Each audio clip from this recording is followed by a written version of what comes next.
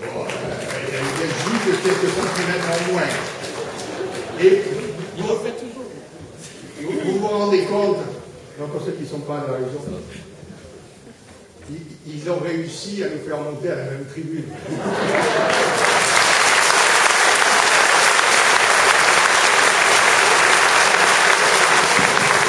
Ça, c'est vrai, c'est vraiment. Faire gagner en même temps que Ferdinand, il faut reconnaître. Bravo RFF. Hein. Alors, d'abord, je voudrais revenir un tout petit peu sur l'historique parce qu'on a sauté une étape. À l'origine, la commande, c'est d'aller à Nice. C'est d'aller à Nice le plus vite possible parce que c'est vrai qu'à Nice, il y a un problème. C'est une ville enclavée qui est loin de Paris. L'aéroport est saturé, il est en centre-ville, on ne sait pas en faire un autre. Donc, il y a un problème pour Nice, il faut le régler. Et à l'origine, les premiers tracés, les premières hypothèses de l'RFF, elles ne passaient pas du tout là. Elles passaient au pied de la Seine-Victoire, elles longeaient l'autoroute, et c'est la mobilisation des élus du pays d'Aix, comme quoi on peut y arriver, c'est la mobilisation des élus du pays d'Aix, avec en tête le maire d'Aix, qui a fait reculer RFF. Je suis heureux d'être ici ce soir parce que je me sens un peu moins seul. Parce que dans l'aire toulonnaise, je suis une des rares voix à avoir dit ce projet n'a pas de sens. Il y a déjà longtemps. S'il s'agit de venir vite à Toulon, on ne gagne pas de temps. On gagne quelques minutes, on l'a dit. S'il s'agit d'aller vite à Nice, on perd du temps en passant à Toulon. Donc ça n'a pas de sens. Et là, on m'a expliqué, oui, mais il y a l'arc méditerranéen. C'est un mot magique maintenant, l'arc méditerranéen. Il faut pouvoir aller de Gênes à Barcelone en un temps record. Mais je vous assure que les gens qui vont de Gênes à Barcelone, ils ne sont pas nombreux. Ils n'y vont pas souvent.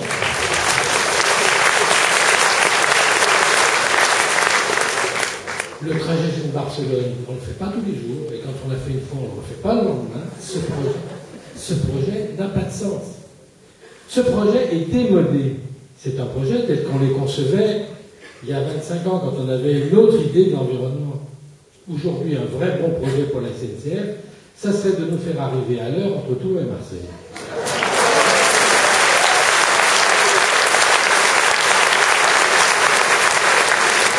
On est incapable de faire arriver un train qui fait Toulon-Marseille à l'heure, et on voudrait nous imposer, au motif de gagner du temps, un projet complètement pharaonique. Donc, je suis heureux que vous soyez là parce que, bon, je n'ai pas été entendu à l'époque quand je l'ai dit, et peut-être on peut regretter que nous ne soyons pas mobilisés plus tôt, mais enfin, il n'est pas trop tard. Le deuxième argument que tout le monde a bien perçu, parce que Léa avait déjà exposé, c'est le coût.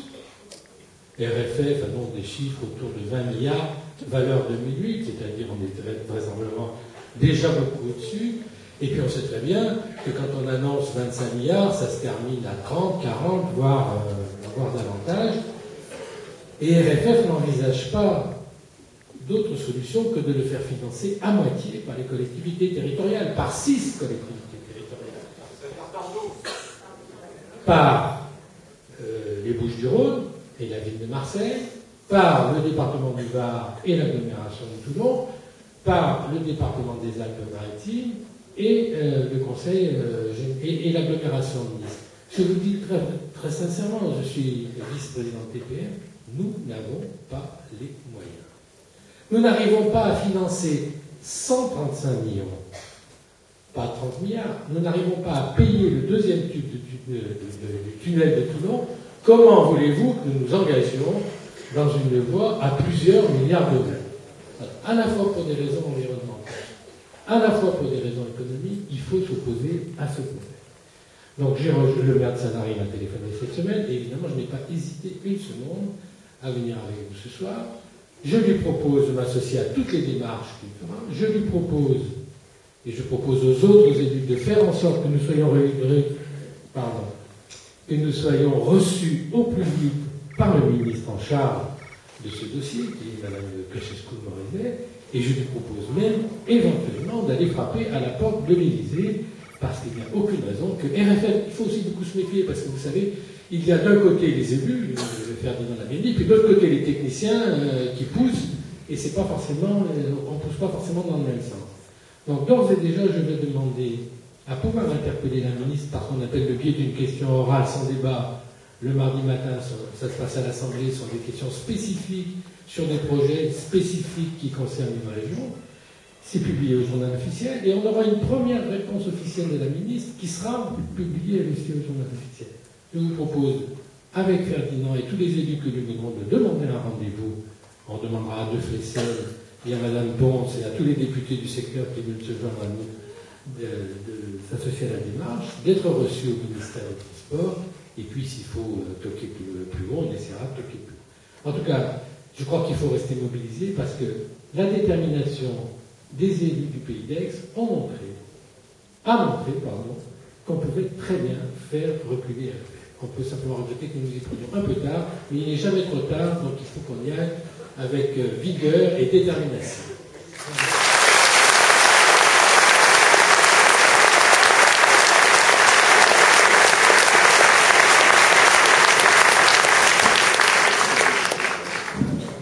Merci Jean-Sébastien.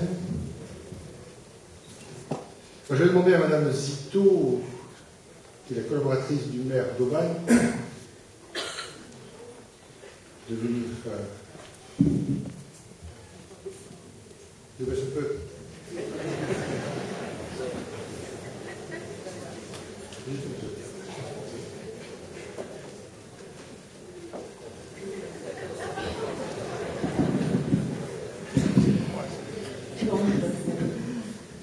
Bonsoir, je m'appelle Corinne Zito, je représente ce soir le maire d'Aubagne qui est désolé mais qui est en déplacement et qui ne peut pas être parmi vous ce soir.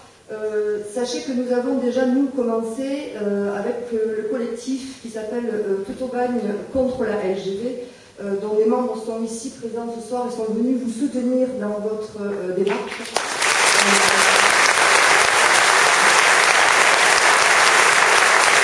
Nous avions même décidé, avant même l'appel de votre maire, d'être là ce soir, parce qu'il nous semble important aujourd'hui, pour avoir rencontré les personnes d'RFF dans les différents groupes de travail et thématiques qu'ils organisent dans les Bouches-du-Rhône. Vous devez avoir à peu près la même chose dans le Var.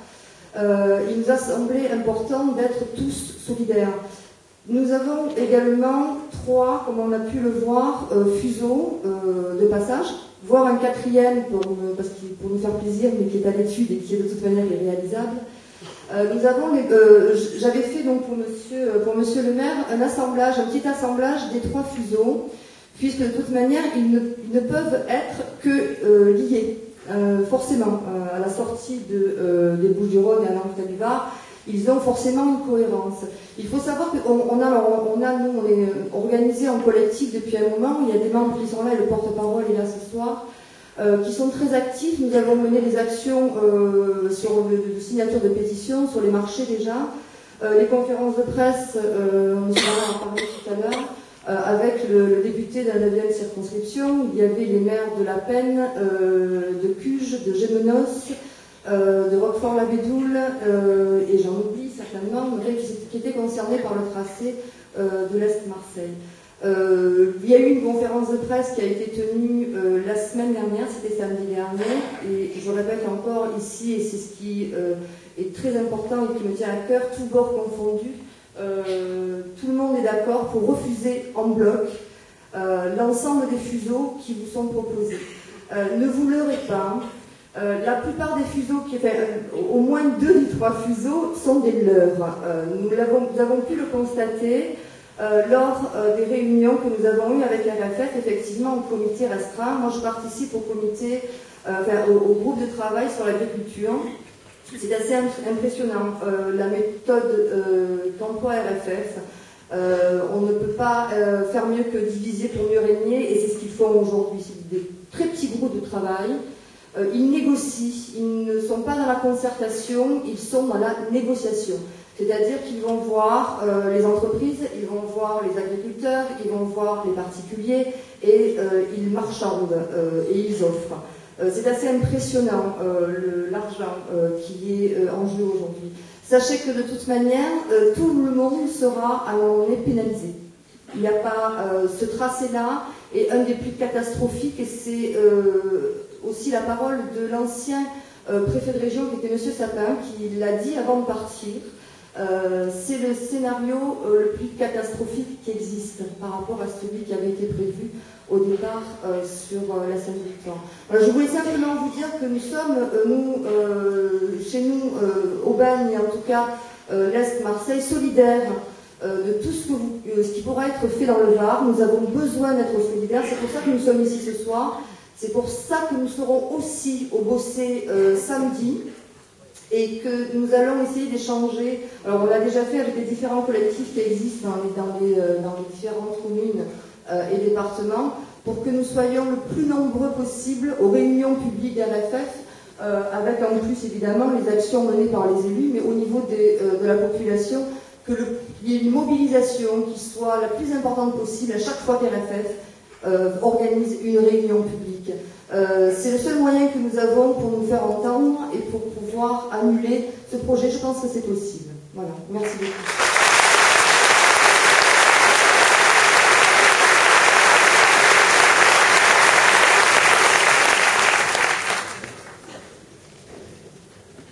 Bien, voilà. Donc, nous sommes bien tous d'accord. Vous avez à la sortie, à disposition, donc, les pétitions. Je vous demande donc, pour ceux qui veulent en prendre, de les prendre et surtout de les faire signer. Ce que je vous demande, si possible, de mettre de façon lisible votre adresse email et votre numéro de portable, parce que pour vous joindre, c'est le plus facile et le moins coûteux, et surtout de faire signer le plus grand nombre. Pour la réunion donc, du Bossé, samedi à 11h devant la mairie, samedi à 11h devant la mairie du Bossé, donc je vous demande de vous mobiliser, il ne pleuvra pas. Et pour ce qui concerne les élus, donc avec mon collègue Moulet, on va s'occuper de mobiliser le plus grand nombre, avec Jean-Sébastien Béat aussi. Et donc on va faire ça donc, dès lundi. Et ensuite, on mettra à disposition de ceux qui le veulent des affiches, etc. Je vous demanderai aussi de le faire proprement, si vous voyez ce que je veux dire. Donc, voilà. Je pense que ce soir, dans cette OS Varois, nous allons poser une pierre. Je vais vous dire une chose. Je n'ai aucune intention de monopoliser quoi que ce soit. Plus Jean-Sébastien Berlat en fera, plus Moulet en fera, plus Josette Ponce en fera, plus tout autre élu en fera, mieux on se portera. Le tout, c'est que nous nous fassions ensemble. Il n'y a pas, de ma part, une recherche de leadership, il y a simplement une volonté de solidarité avec les autres, et je sens ce soir que cette solidarité est partagée, et je pense que vous en êtes aussi le ciment. Merci à vous toutes, merci à vous.